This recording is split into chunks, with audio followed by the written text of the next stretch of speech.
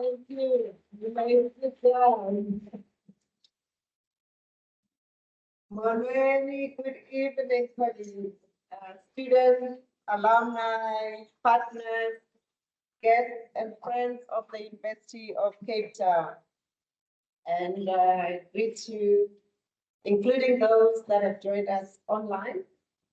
I am Professor Erani Ramugondo, the Deputy Vice Chancellor for Transformation, Student Affairs, and Social Responsiveness. On behalf of our Vice Chancellor, Professor Musamusharela, who could not be here this evening due to other pressing university business, is actually hosting IARO, the International Alliance of Universities with Research Intensive campuses. It is my privilege to welcome you all, and I don't have to say this, we know it. This is a very special occasion. This evening marks the first inaugural lecture of 2026.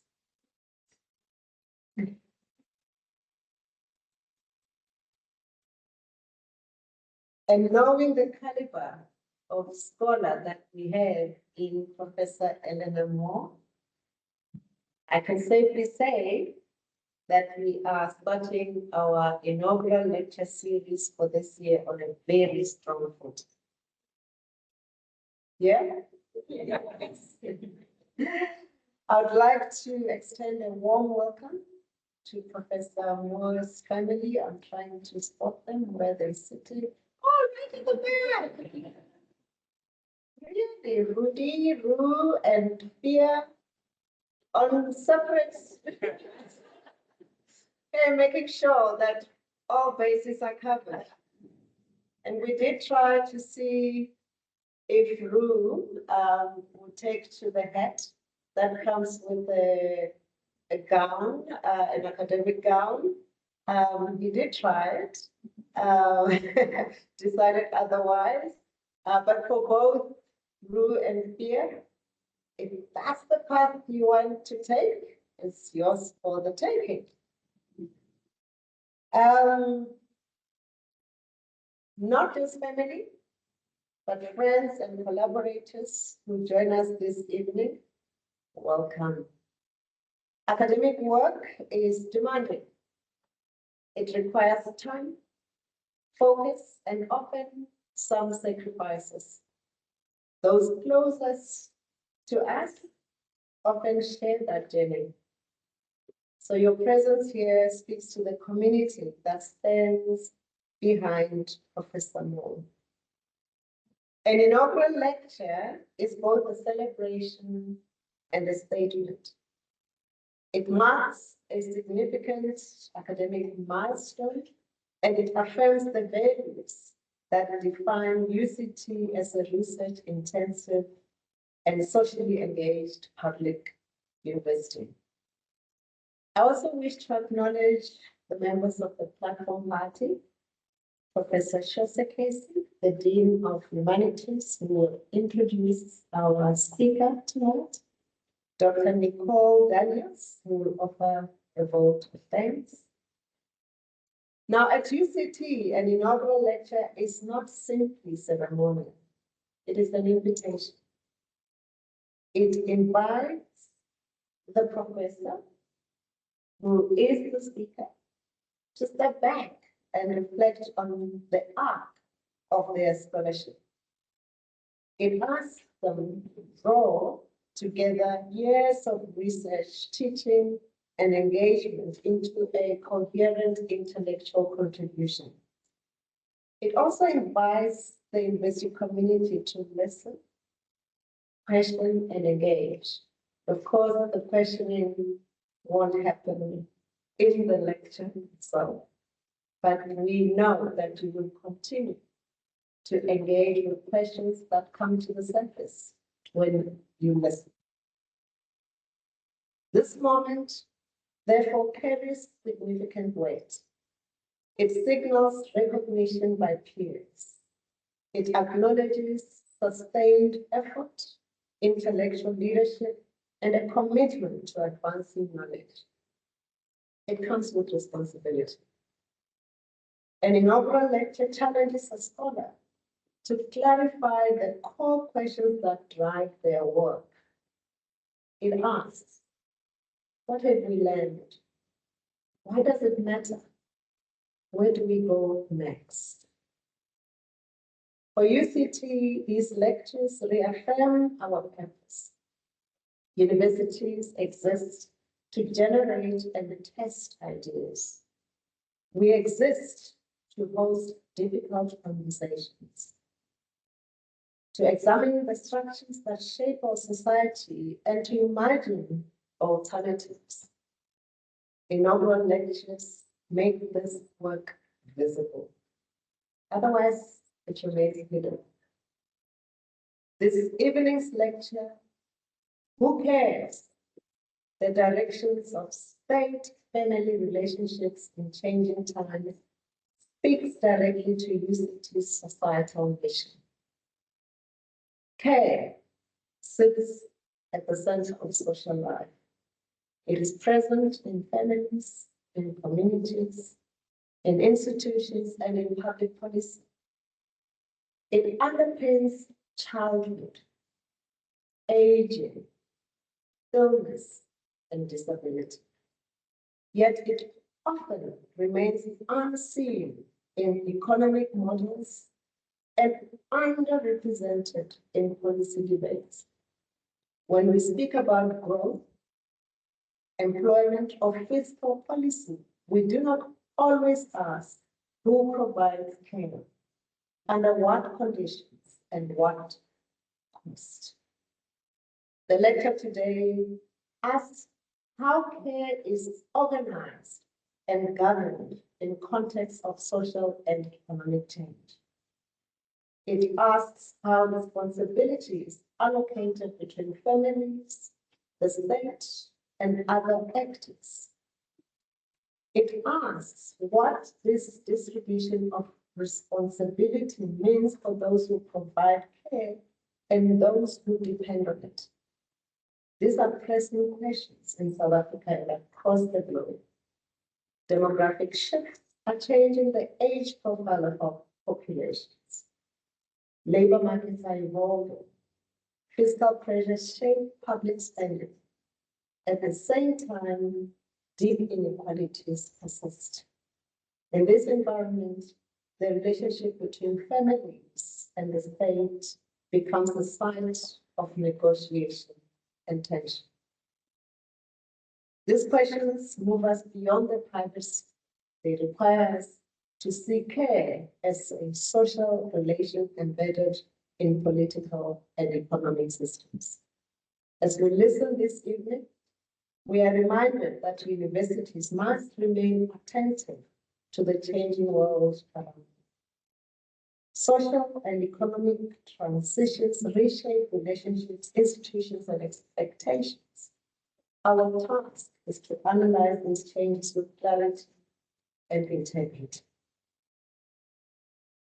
It is to provide evidence where there are mostly assumptions and insight where there is uncertainty. Tonight, we celebrate not only an individual achievement, but the collective enterprise of knowledge making. We affirm that a careful, critical scholarship has a place in public life. We recognize that examining something as fundamental as care can deepen our understanding of justice, responsibility, and dignity. On behalf of UCT, I congratulate you, Professor Moore, on reaching this important milestone. We look forward to the insights that your lecture will offer and to the conversations it will inspire. It is now my pleasure to invite Professor Shekasi, the Dean, to introduce Professor Elena Moore.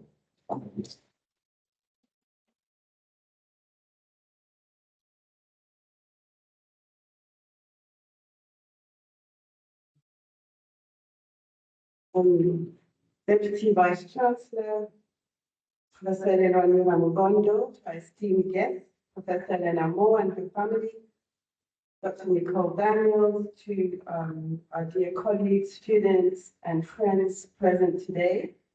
Good evening, Molweni, Tumelan. Africa is a province that is filled with a litany of proverbs that bear testimony to the importance of elders. A proverb in Isixhosa goes, "Uwile umti unkulu," a great tree has fallen. It is often used when an elder passes on, the tree representing them as a pillar of strength, a library of knowledge, customs, culture, and traditions. In a rapidly changing world, the role of elders as anchors of families have had their own challenges. It is an honor that Professor Elena Moore has dedicated her scholarship to studying family dynamics of caregiving, money, succession, and intergenerational relations, amongst other things. She does this in light of state, legal, and social policies in the governance of everyday lives at the most intimate and most basic unit of social organization, the family. So after many years of intensive and extensive research with global reach, Professor Elena Moore will present her inaugural, Who Cares? The Direction of State-Family Relationships in Changing Times. We look forward to this as it will be a culmination point of an illustrious career.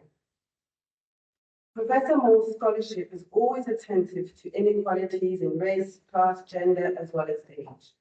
Her research project on COVID-19 reminded us that the pandemic impacted us differently as we have different vulnerabilities. Her work has called for appropriate social protections for elderly persons and working class households of precariously employed and food insecure families.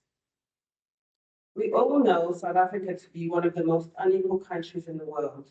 What is often missed from statistical-driven studies is the intimacy of co-support in working class households.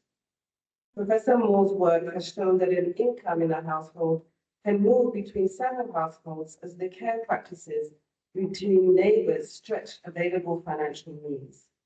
We can well imagine how lockdown restrictions impacted these networks of support. With Professor Moore's work, we can move beyond wonder and gain rich insights at the most intimate level, giving the rest of us a greater understanding of our own society. Professor Moore's work has had policy impact. Her keenness to collaborate across stakeholders has been a tremendous strength. She has brought together researchers, policymakers, government officials, and NGOs, and even religious institutions in various workshops. She has received national and international grants, putting the University of Cape Town on the map in her field. Nationally, she served as National Research Foundation's chair in customary law, Indigenous values, and human rights. She served as the Director of Families and Societies Research Unit at the Center for Social Science Research at the University of Cape Town. She made unique contributions to the NRF chair of bringing customary law into dialogue with family and gender studies, integrating interdisciplinary research methods. A small indication of the impact and reach of her work is a co-published article in The Conversation on Botswana's old age pensions last month that has already had over 24,000 reads. Internationally, Prof. Moore holds leadership roles as Program Director of Family Caregiving of Older Persons in Southern Africa, establishing a research network on the care of older persons throughout Southern Africa through the Global Challenges Research Fund, securing a £1 billion 5-year welcome grant, £1 billion, bringing multiple stakeholders from academia and beyond between Southern Africa and the UK. Professor Moore's international recognition and impact led her to being invited by the African Union to lead the drafting of the AU Plan of Action on the Family in Africa, extending to the United Nations on building the aging and care agenda. This makes us particularly proud at the University of Cape Town, where she has contributed further as head of departments, helping to create a collaborative teaching and learning environment for students, tutors, academics, and administrators. She has received recognition as a recipient of the UCT Distinguished Teacher Award in 2022. Her publications and editorship roles have also been formidable. She has been editor-in-chief of Polar, Political and Legal Anthropology Review. Her skills as a mentor to younger scholars is phenomenal. She has colleagues now who were her students who she has published with and collaborates with those outside of the academia as well. Her mentees attest to the generosity, care, and attention that she gives to each of them individually and as a team leader. I have personally direct experience of this as we are co-supervising a student, a PhD student, and I've learned so much from Elena in this process.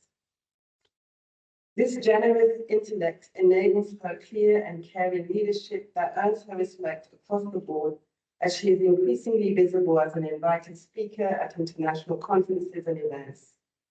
So on this important event of her inaugural lecture, we look forward to benefit from her knowledge that has made her an acclaimed scholar of international repute. Professor Moore, welcome to the stage.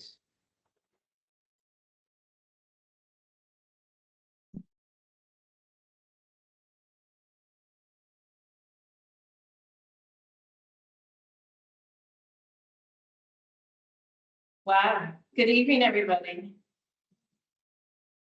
I'm so delighted to have everyone here. I love to see all the different faces from the last few days, from colleagues from Botswana, Namibia are here, from departmental colleagues, from the NPO sector, former students, hopefully future students again, and family members. My kids at the back.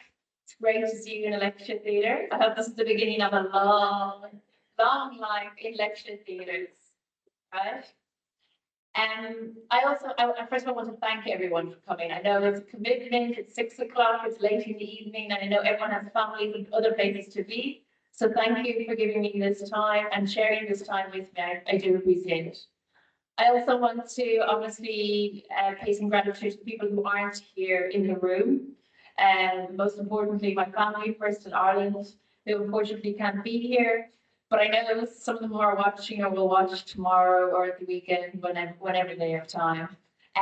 But also dear friends, both across the waters, across honestly the world, in different parts of the world. So thanks for people for tuning in, but also for being here. So this lecture is going to ask the question, who cares? Question mark. But most importantly, what do we learn from that? What are the key forms of negotiations, of contestations, when we ask the question, who cares? And who should care? And who takes responsibility to care? And I'm going to start by giving you 3 examples of some of the work we've been doing over the last 10 years or beyond. And I'm going to frame the whole talk around these 3 examples. So everyone in this room has experienced themselves of receiving support or giving support to your brother, your sister, your mom, your dad, or your cousin, whoever. But the question is, why do you do it? Or do you do it because you have a legal duty to do it? Do you do it because you have a moral duty to do it? Or do you actually not do it? You reject it for whatever social ties are no longer favorable to you? These are very critical questions because there's real life, everyday experiences where people on the ground in South Africa and across the world, but particularly in Southern Africa and South Africa, are caring for many members of their family, which has a much wider radius than just looking after a child or just looking after a parent. Needless to say, that's also highly remarkable to do so. But when do we recognize the family members who are looking after nieces, nephews, uncles, aunties, or third cousins? So earlier in about 2018, almost 10 years ago, quite randomly, like some of my scholarship might be, I got interested in the question, well, should we be expected to look after a niece or nephew? So if there is a social practice where people do look after their niece or their nephew or their aunt or their uncle, how should we recognize that? And that is the first picture you see on the left, the paper we wrote about the question, who has a duty to support? These are really critical questions, because later, or what preceded that, but coming to the courts these days, is Mr. Mpumza. Mr. Mpumza is one of the 36 minors that was shot down, who was caring for nieces and nephews and his siblings. Now, as you all know, that was a horrific tragedy and series of events that had grave consequences for a number of communities, but not least the niece and nephew and the brother of Mr. Mpumza. Now, currently we're involved in a legal case to fight, a civil case, to fight for recognition of that support that Mr. Mpumza gave to his nephew and his brother's children. And for that to be recognized in compensation, because those children and his brother received regular remittances and support whilst he was alive and working. He had a duty to support. He knew where he came from. That was a living customary law, a living customary duty. But he's not the only one. If we move the question to who has a duty to support, we think about, okay, well, support on its own, is that enough? Should we not be also assessing the level of support, the quality of that support? So we know the Department of Social Development, who many of us in the room here work with, we know they have a duty to support older persons. They are the custodians of the Older Persons Act. They announce annually in their budgets how much they allocate to older persons in spending to provide services, to provide social protection, grants, etc. Now, what we're trying to say, one or two of us in the room look at the spending of state spending for older persons over the last 20 years. And we say, well, yeah, they're spending money, and the money's going up because the number of people who are older is going up. But actually, there's a reduction of 30% in spending at a time there's more and more people who need care, older persons who need care. So whilst the state there recognizes their duty to support, they are retracting in that duty, and they're reducing the support that they provide.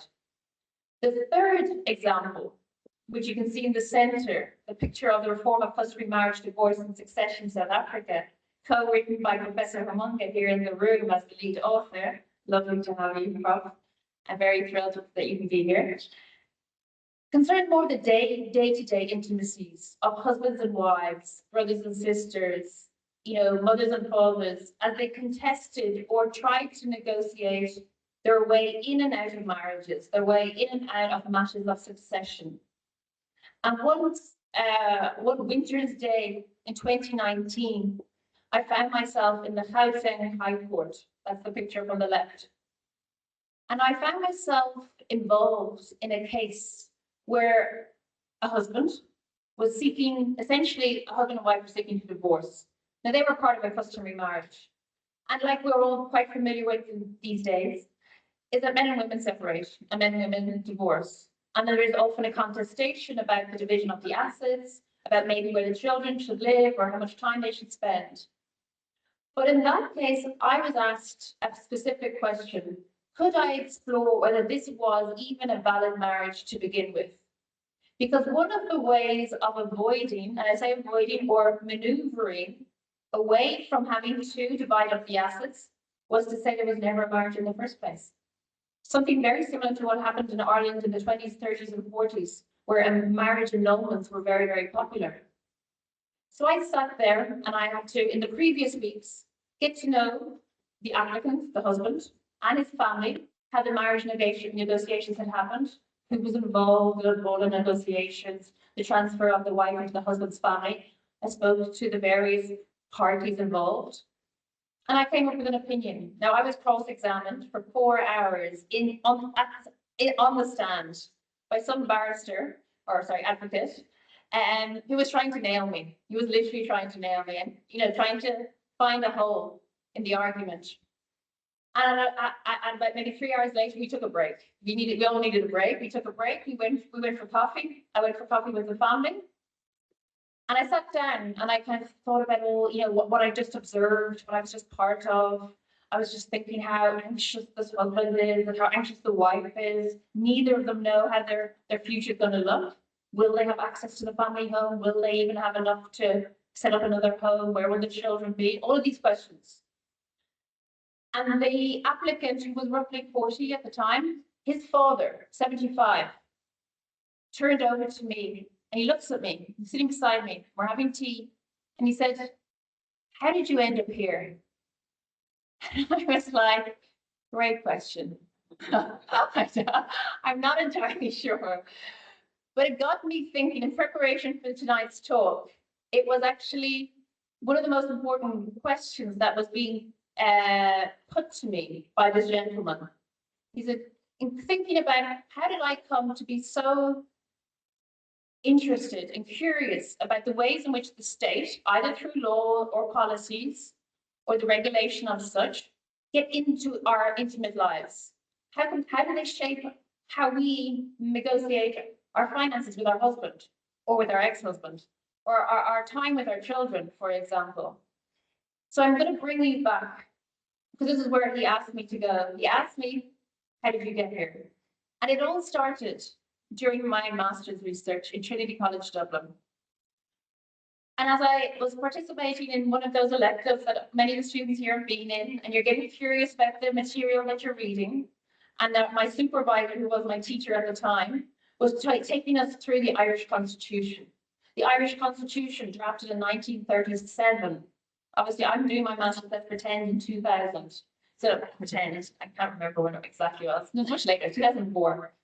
But she's taken us through the 1937 Constitution and the various articles that are in that Constitution. Two of the articles you'll see in the top right-hand corner talk about women's position in the home, how it's critical nature, how it needs to be upheld beyond all else.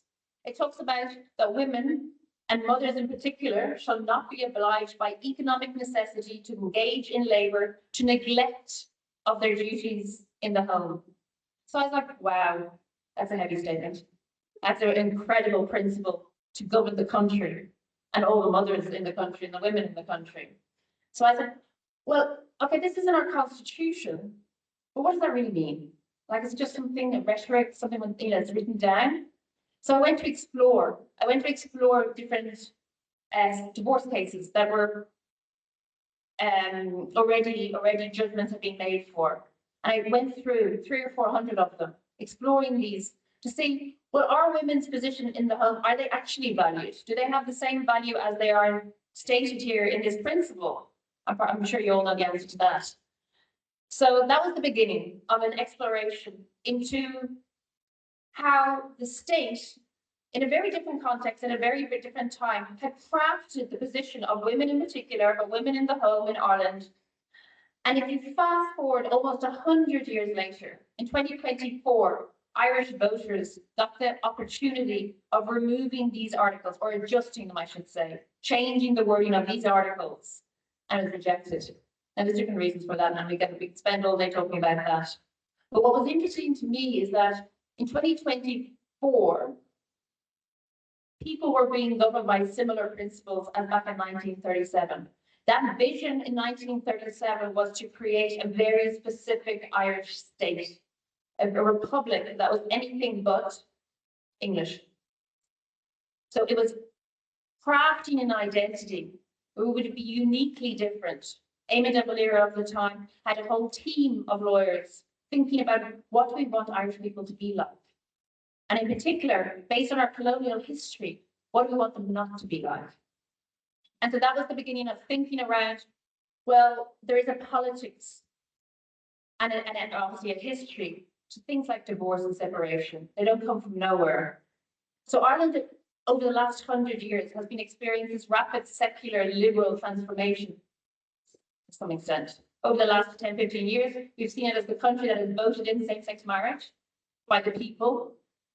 Recently, it's also voted in rights to abortion, or access to abortion. So things are changing, there's rapid changes. So what does that mean for the position, let's say, of women, or women and children and men in families? So that was the beginning. But I took it further. I was very fortunate when I was doing my PhD in the very first year to get involved in a study that looked at family law court hearings. So previously, the lives of people who separate, now remembering in Ireland, divorce was only introduced in 1996. That was roughly 20 or 30 years after England, South Africa, and other societies. So we were kind of behind, right, for reasons I've kind of mentioned. Even when it was voted in with the smallest of margins, literally maybe like 70,000 votes in the difference. So when it came in and was designed in a way that would make it really, really difficult. So actually, we don't really want you to separate or divorce. And there were reasons for that.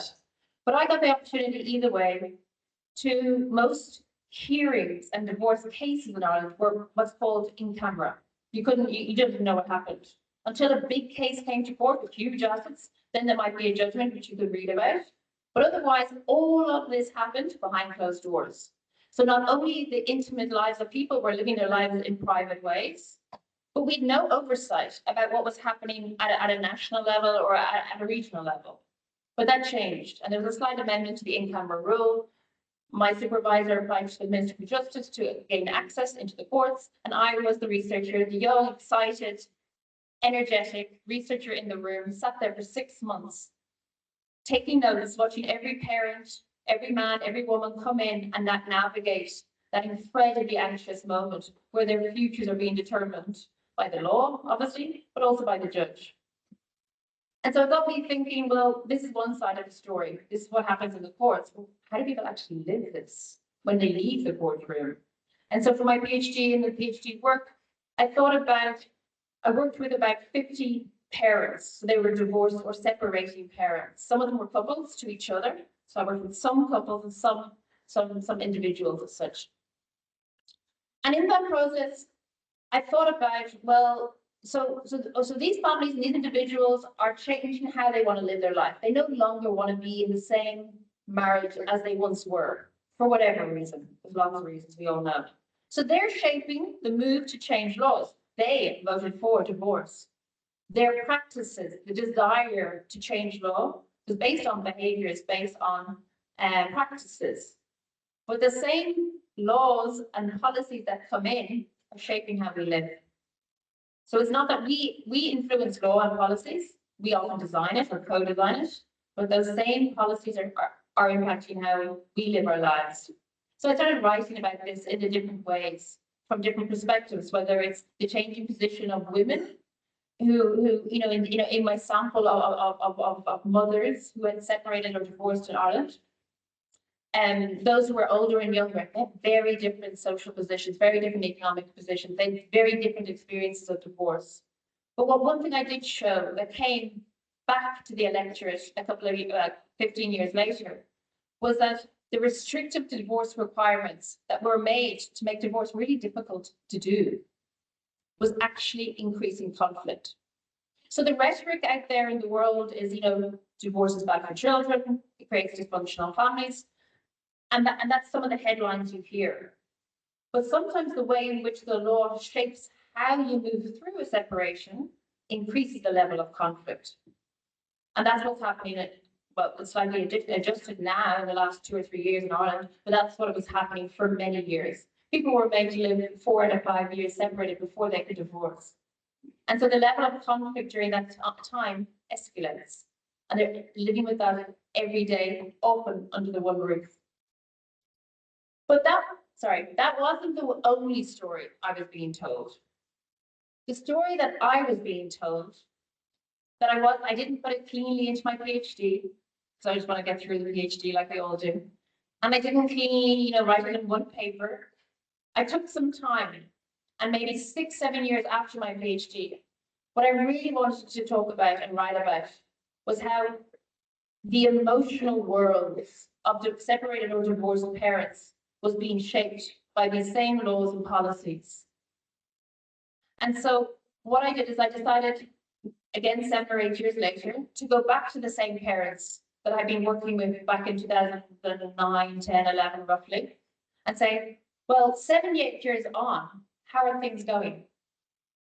And what was interesting was to hear how parents, who I framed the egalitarians, who managed everything very responsibly, set up 2 houses, 2 bedrooms, shared birthdays, shared holidays, etc.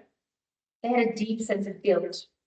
Guilt was the overriding emotion framing their lives because they'd broken up the family, so that they had put their interests ahead of the children, probably for the first time in their lives. Another emotion was fear. Fear was one of the main emotions. Fear both going through the separation process, but also fear of the impact you've had on your children because of separating and divorce. And there are many other emotions.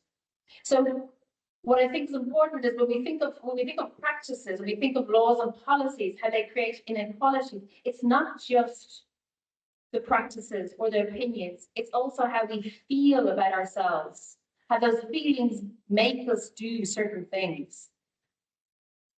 But then there was a move, and the move to South Africa brought sociology, fun in the sun, as I described it, where I got to meet a whole range of new colleagues, new scholars, new ways of thinking.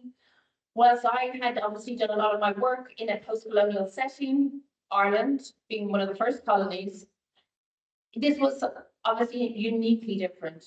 This was a country with a rich history, a very fragmented past that would need to be understood if I was to understand anything to do with men, women, parents, children and family life. And so all of the colleagues in the department and beyond, in the university and beyond in the country, were helping me understand what I wouldn't have seen just from a quick jump in or out, in the place. So I realized, well, I had to think quite differently about families. Families were most importantly characterized by fluidity and porosity. People move in and out of families. Families are stretched over space, whether that's across provinces, across parts of a city. And you have members of multiple families all at the same time.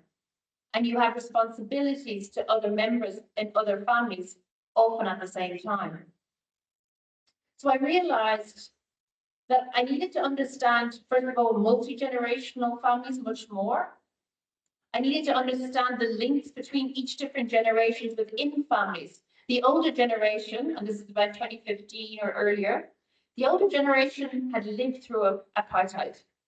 Many were born in the 40s, 50s.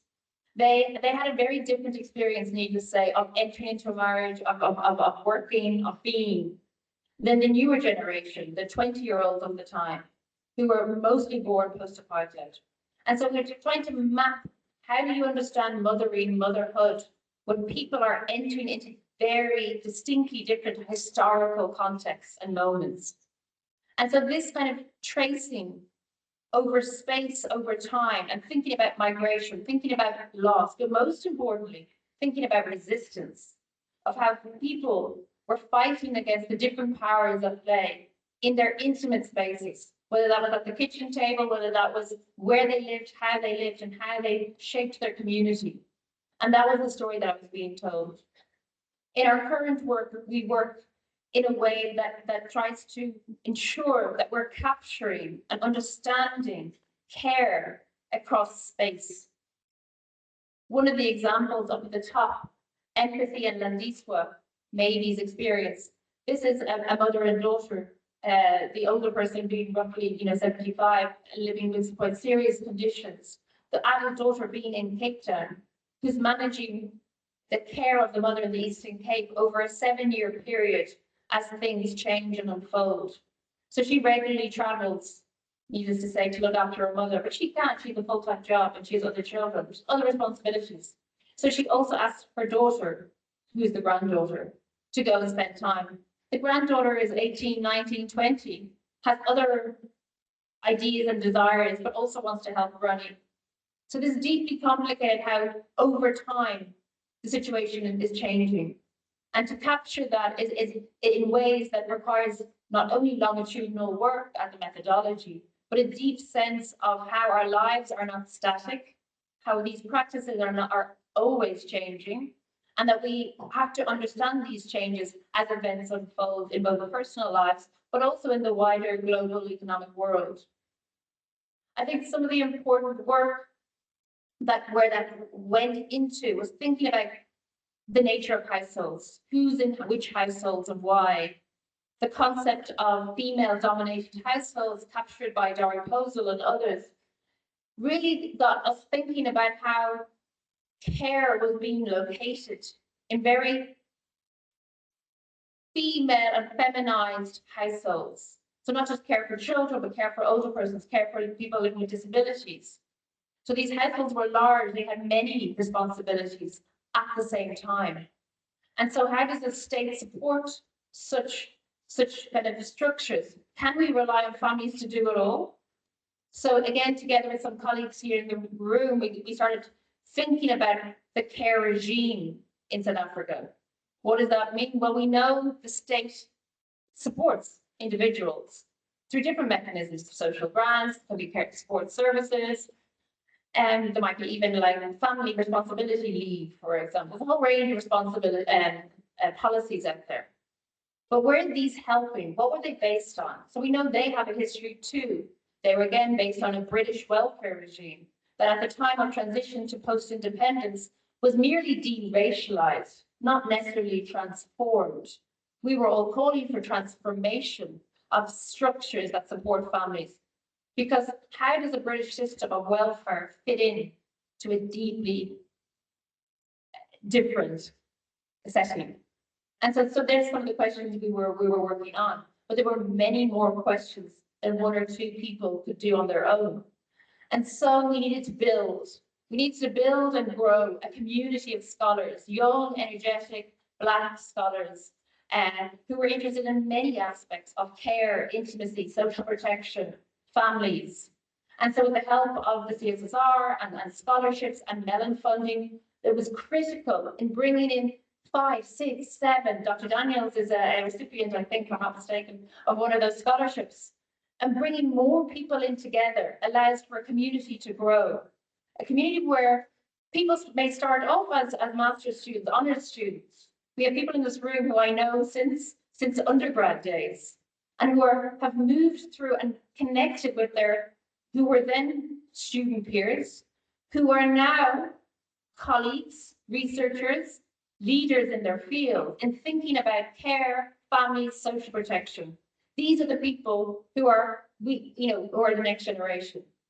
And I'm delighted that actually there was that opportunity in that moment from roughly 2014, 15, 16 to bring in so many people to grow this much neglected area of scholarship in South Africa. Previously, it had been hidden in migration studies and HIV and AIDS, understandably so. They were in critical areas of scholarship themselves, but we needed a body of work. And many of the scholars in the room today are continuing with that work. As I look around the room, I'm very excited by the work that is growing, that we all are contributing to. One of the scholars is unfortunately no longer here with us. And did she pass away last year? I don't know, we all know. Let's see where Susan's here with us today. She's thinking of us. So.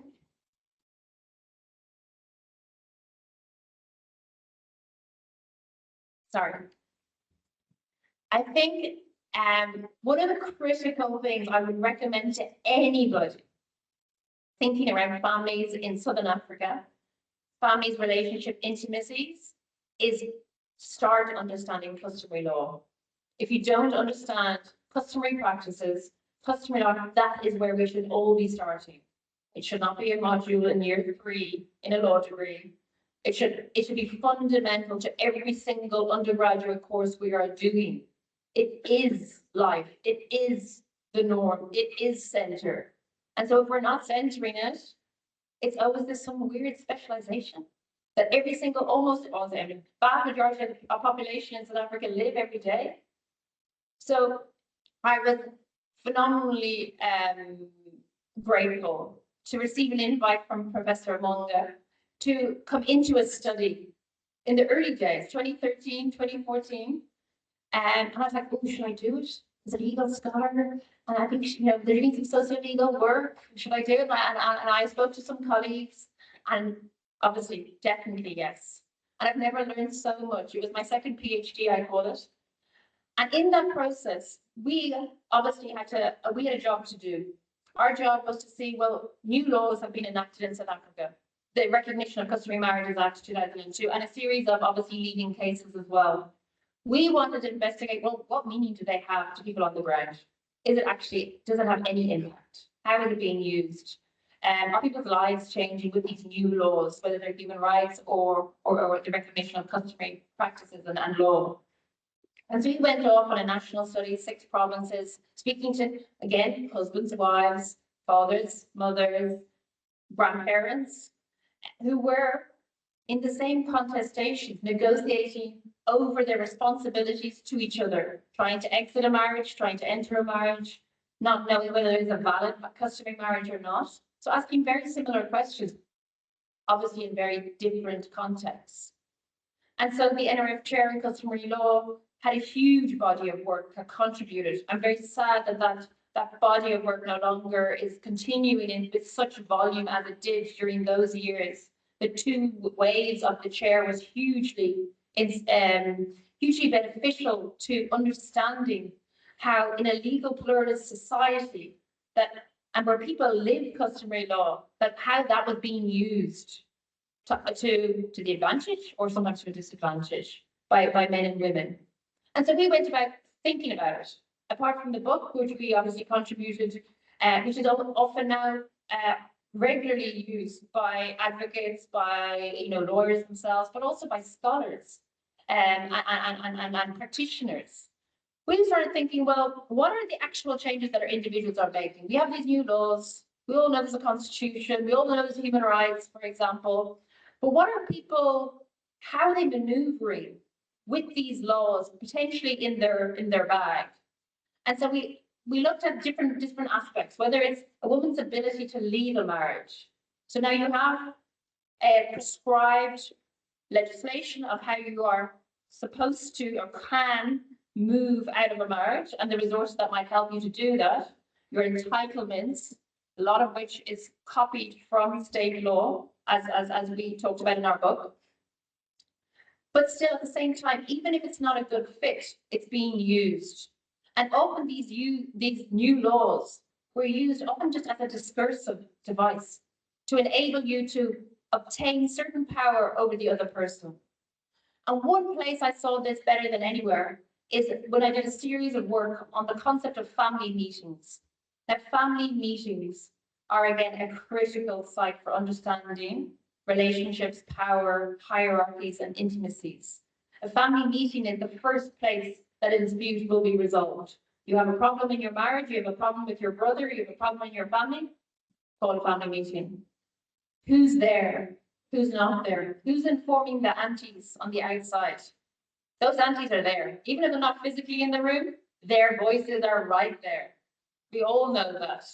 And it's those whispers and those others, they're the forms of resistance that particularly Black older women, but not only older women, are having on the changing ways of making sure that women's position in families is recognized in the different ways that it plays out.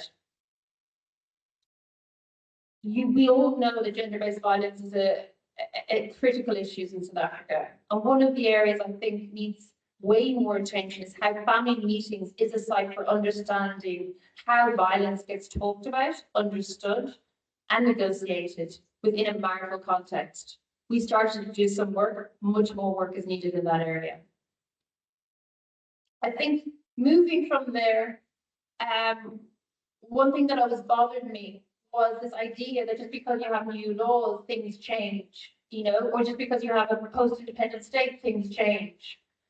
And so what I could see, and I'm also delighted to see other colleagues in the room here, is that there was a group of scholars, many of whom were actually at UCT, who we could work together, all working on aspects of customary practices. So whether it was Ikutwala, whether it was Lobola, whether it was polygamous marriages, whether it was female initiation, we all had something in common.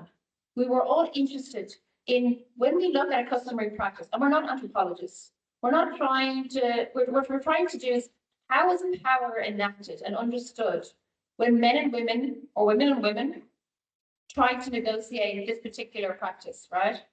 And I could see that there were all these scholars thinking about that, but we weren't coming together often.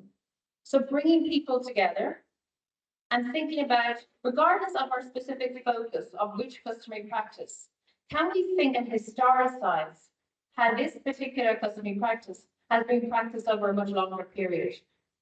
And so that was one of my aims during my first sabbatical, and during a period where I took some time out to start reading, what do we know about negotiating marriage, customary marriage, in a pre-colonial setting?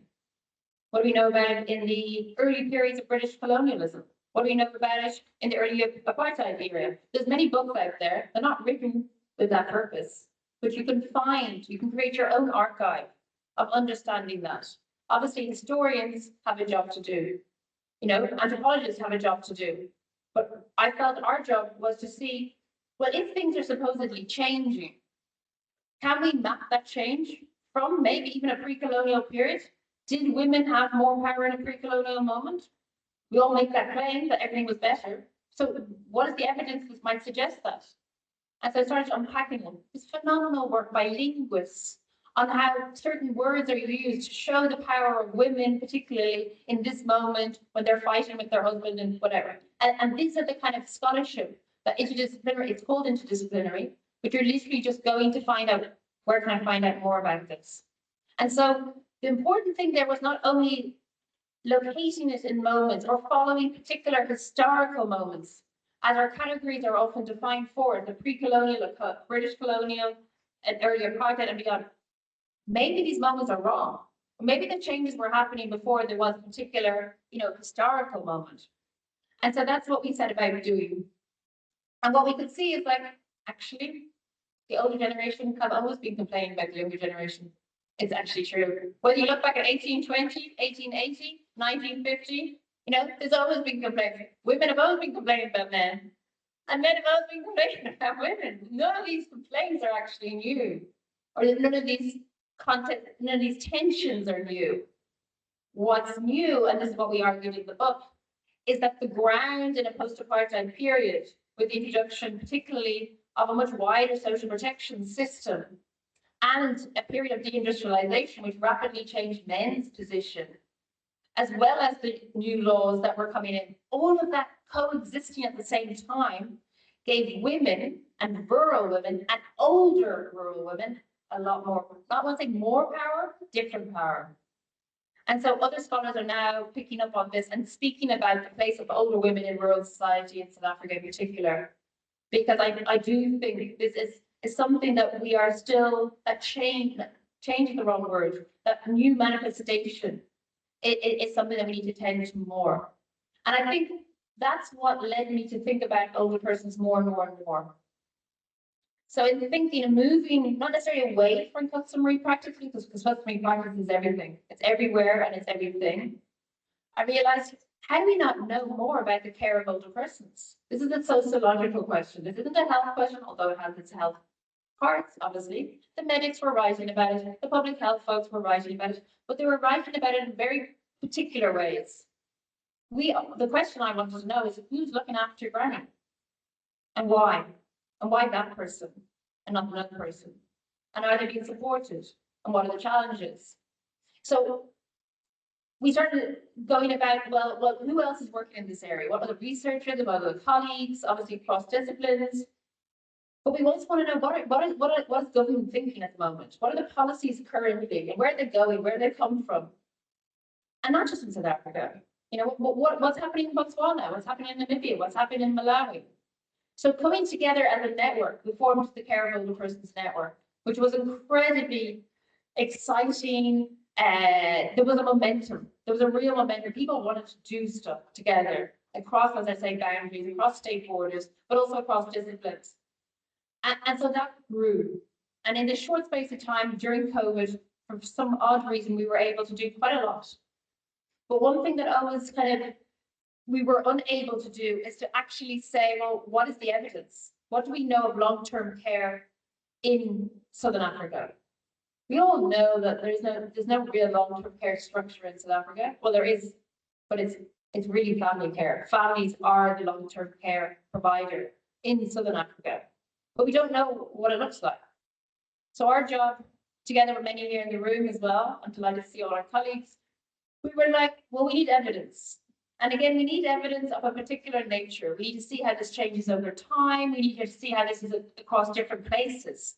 So we pulled a team together of 40 researchers working across 19 sites in 4 countries with 11 languages. Not an easy thing to do. And luckily, we had a Wellcome Trust Award that would give us the resources to do this, the time, the energy, and the woman power to do this. And so in picking these sites and working in these countries, we wanted to see, well, how is elder care working in countries where there's a small population? Or in a country that has a lower income country, such as Malawi, but has 1 million older persons. 1 in 10 South Africans are over 60, are classified as an older person. That will be 1 in 5 in about 25 years' time. So with the demographic changes that were happening, we wanted to see, well, how is care experience and what does the place of care tell us? And I think some of the things that are really exciting in this work, apart from the obvious of actually having an evidence base to work off, is to think of how this is comparatively interesting. What are the similarities and differences across KZN and Western Cape, but also across from one place in Botswana to another place in Namibia? And what are the different factors? So we came together, most importantly, with a series of colleagues in civil society who were often, particularly in South Africa, the providers of care for the state. And those and working together, everyone contributing would give us a much better picture and understanding of what was going on. So over the last, since 2023 officially, we've been working on a series of pieces, both in South Africa, Namibia, Malawi, and Botswana. And some of the colleagues, again, I have to say, are here today, which I'm delighted to have, colleagues from Botswana and Namibia here. And we are thinking about, well, we got to understand the household. We got to understand who's looking after that older person over time, but also in that house. And we know it's not just the house, it's obviously other members elsewhere. And then we know it's not just that community, because that community is shaped by the province that it's living in or the district that it's living in, whether that's by the governance structure or whether it's just by climate change. And that particular district is exposed to a lot more challenges than the next one. So we go about these reports, but we don't leave it at that. I think we've gone past that time in academia where we think just writing about things is enough. And just letting them be there in some dusty library. I know that's a cliche. That is important too. The intellectual work that goes into thinking about reconceptualizing or thinking through a particular challenge or problem or paradox, for example.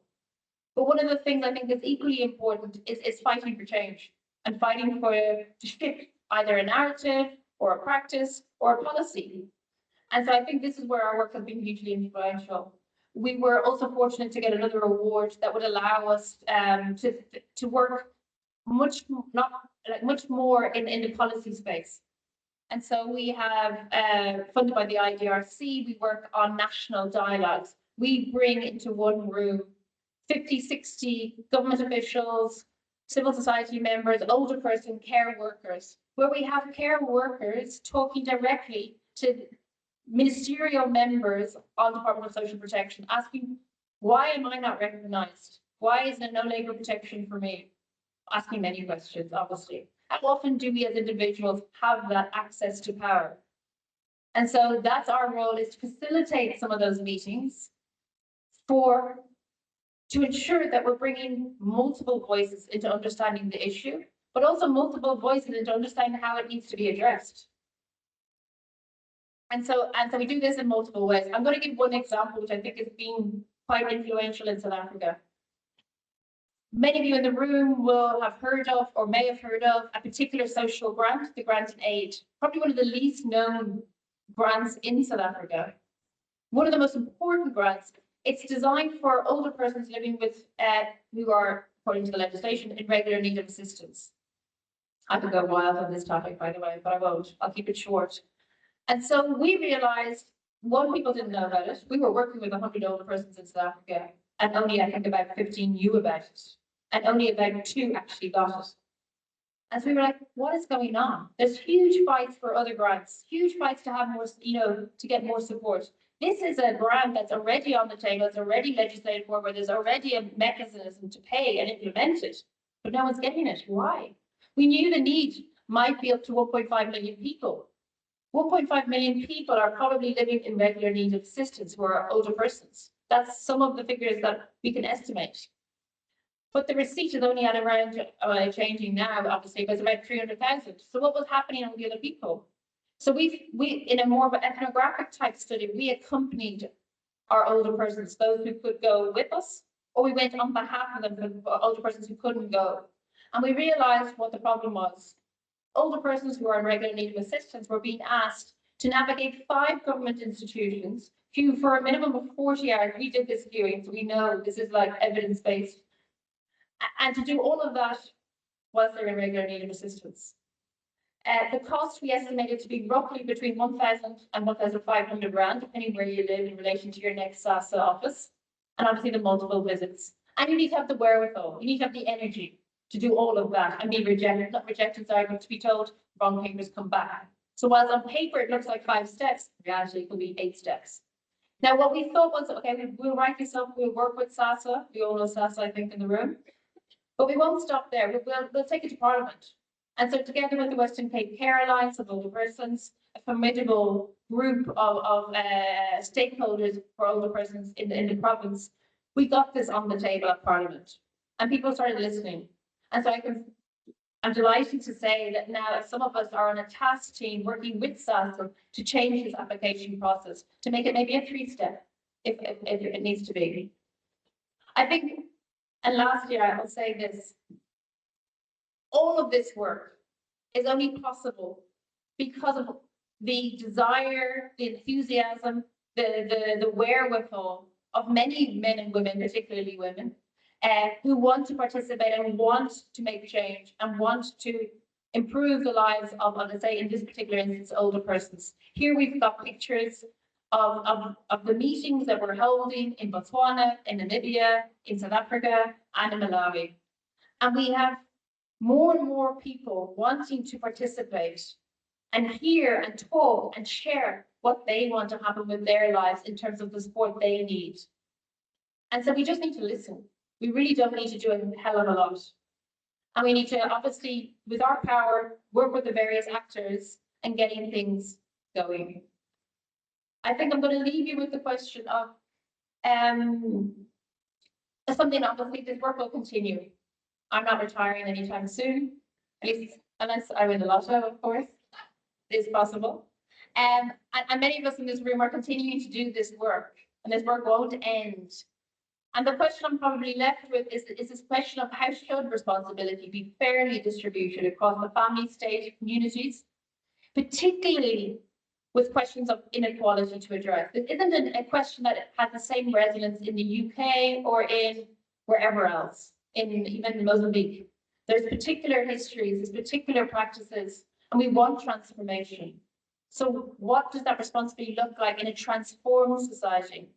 So what practices produce both good care, because that is essentially what we all want and need as humans, but also not just good care. Some people can get good care, but some people can't. We also want just care relations. Thank you.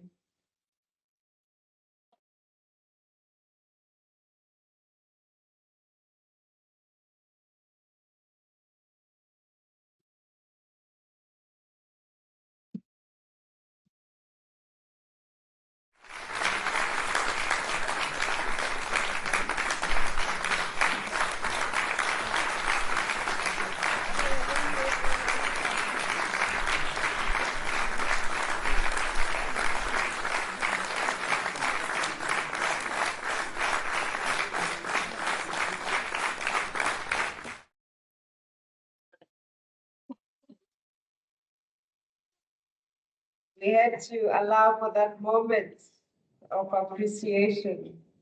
Give me another round of applause.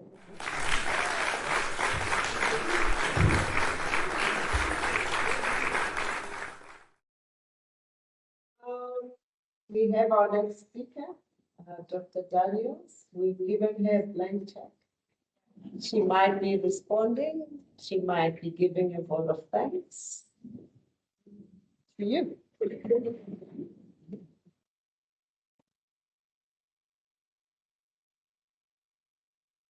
She lies, by the way. Even if she won the lotto. She'd take her family on magnificent holidays, and what do you know, a couple of months in, she's already thinking of the next question she needs to answer. And who she's going to get to answer it with her.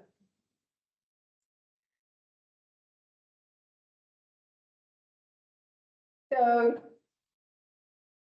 we've obviously learned about this formidable professor, formidable human being, an incredible mentor and teacher. And I'd just like to take a moment to appreciate everyone who has come here tonight. Those of you who had to juggle family commitments, postpone other arrangements, and hustle in the traffic to be here, thank you very much. My name is Nicole Daniels, and I am extremely honored to be offering the vote of thanks tonight in respect of this incredibly incredible career that Elena Moore has had.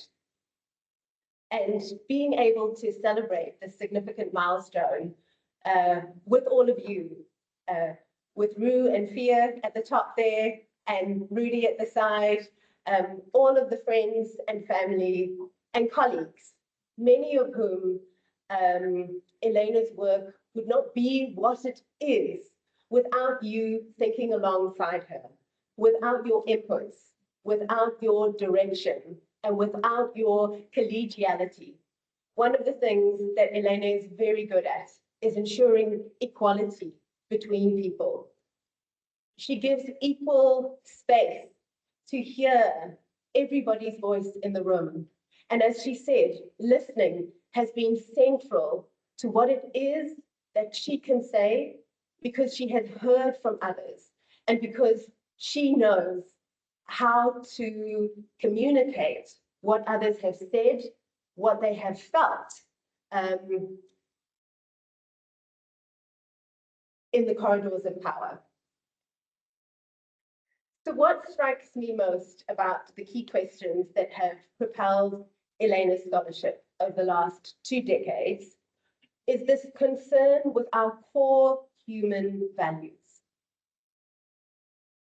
And she brings this signature investigative critique to when and why these core human values get contested, disputed, or denied.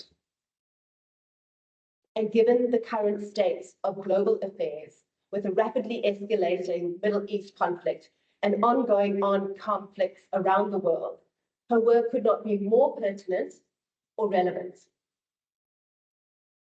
Focusing on family caregiving dynamics, where and when family responsibilities start and end, Elena's work makes us think about who has a duty to care and why. And she details how those responsibilities manifest in the lives of ordinary citizens through social and cultural practices, in legal judgments, state policies, and civil society organizations. What is also clear to me is that while care work has been central to her scholarship, and she's worked diligently to ensure that unpaid gendered care expectations are made visible and acknowledged, care is also central to Elena's orientation in the world. This has been recognized in the many grants she's been awarded, specifically the Vice-Chancellor's Social Responsiveness Grant in 2023, which recognized the amplification of the needs of older persons in the family caregiving program.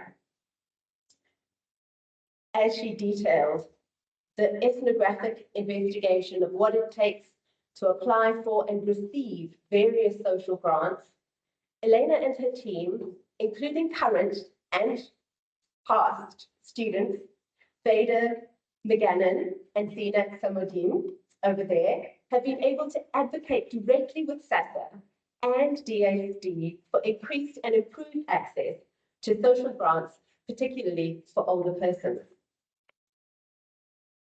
And especially in relation to the Distinguished Teaching Award of 2021, received a mere 10 years after being appointed lecturer in the sociology department, which is where my personal story connects to Elena's. In 2012, I returned 10 years after leaving my undergraduate, as an undergraduate, and returned to a department where I knew many of the faces from my undergrad days. And so I inquired with my fellow students, who are some of the new faces? One who wore maxi print dresses, it was so pretty, she'd take your breath away, but had a ruthlessness that was at odds with her seeming youthfulness, was the one that I approached. To date, Elena has supervised to completion, no less, 22 honors students,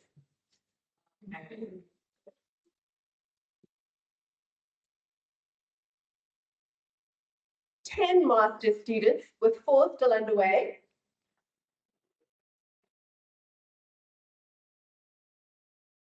PhD students with 5 underway and 1 currently being examined,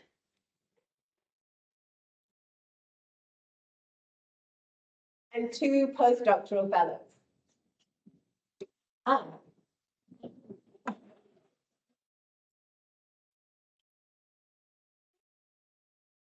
I am one of the 2 postdoctoral fellows who completed.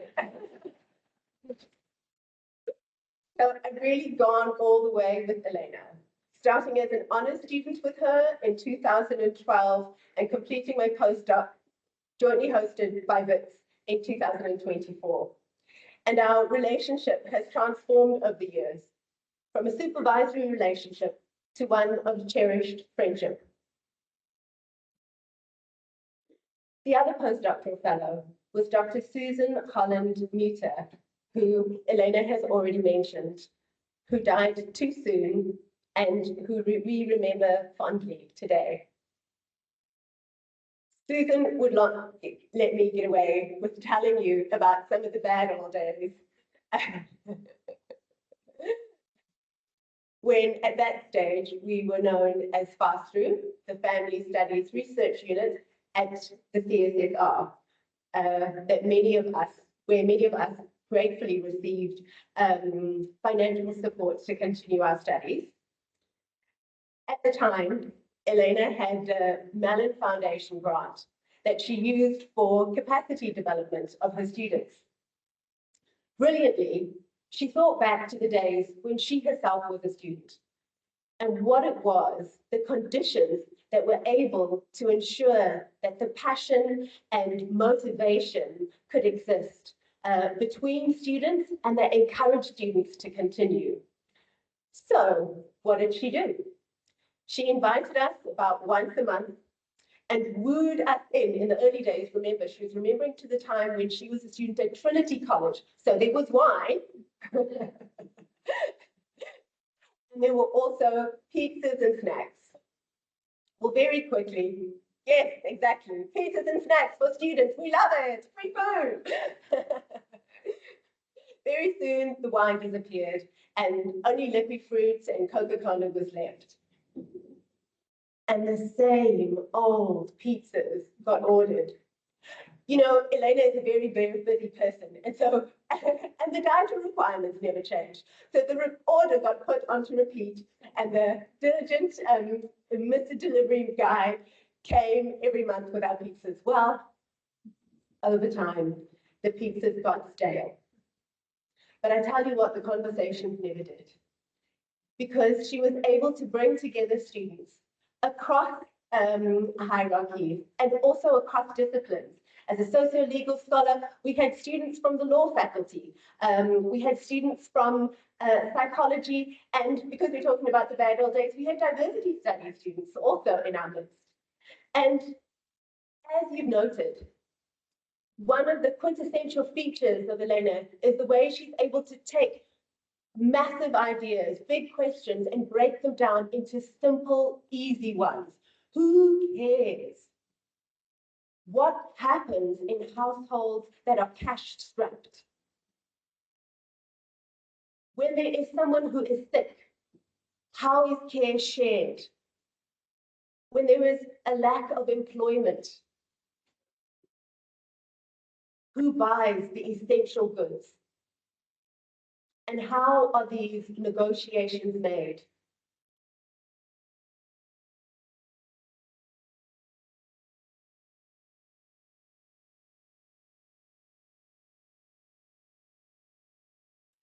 What I really appreciate about Elena is how you flexibly hold your authority, ruthlessly championing the underdog, while at the same time holding it lightly with students to enable their thinking and their learning. Your modeling of flexibly holding authority while inviting exploration will have a lifelong impact on me. And in particular, the drive towards academia being relevant and having relevance in society has also driven my own journey. So while I continue with God's grace to publish, because hell, it's a long journey, and I've done it on my own, with Elena standing beside me, telling me that I can. My field is childbirth, and so I've only tangentially been part of this family studies research world that she has been in. And my own finding meaning in my own work has meant that I have gone into commercial organizations that work with the private sector, that look to improve maternity care for those medical aid recipients who pay for private sector maternity care. And so I also work at Aligned, doing that work of looking to better improve the outcomes for private sector patients in their maternity journeys. So I'd like to please have you join me in acknowledging the brilliance of Elena's mind, the fortitude of her convictions, and the generosity of her heart by putting your hands together one more time to help me applaud this magnificent human being.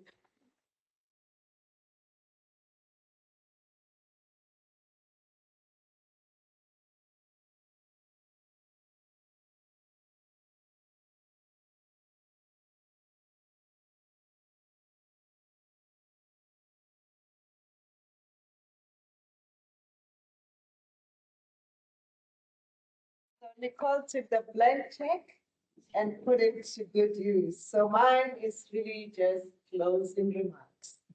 Thank you again, Professor Moore, for a lecture that was thoughtful, rigorous, and deeply relevant. It's often the case that people will declare that their work is interdisciplinary, is transdisciplinary. You didn't have to do that.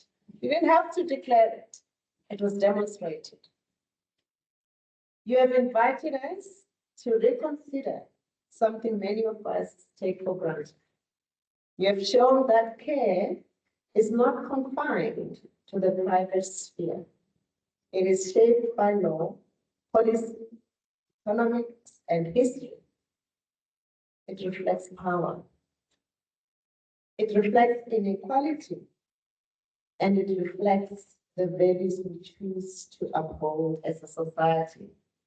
For me personally, I had to think about the titles that we collect in these hallowed walls and how they don't matter where we come from. In villages where we come from, if you are Makadzi, that's it. It's not the DVC or the professor who is needed in that family meeting. It's Makadzi. And what she says, that's final. At UCT, we value scholarship that engages the public good. We value research that informs debate and sharpens policy conversations. We value work that helps us understand how systems shape everyday life. We listened very carefully when you were making the pitch for a core module in customary law. May it come to pass because we need it.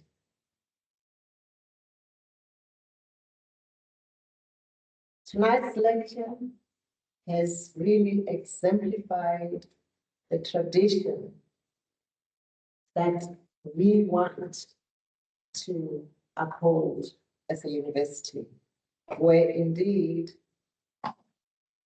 the public university serves society. Professor Moore, again, on behalf of the University of Cape Town, I congratulate you once more. And we look forward to seeing more of your impactful work. And more importantly, we are proud to count you among our professors. Thank you to everyone who joined us this evening, both in person and online. And sorry that for those online who can't join us for refreshments. We do have not just juice. So hopefully we bring back memories for you, Dr. Daniels. So I invite you all to join us in the point. Thank you.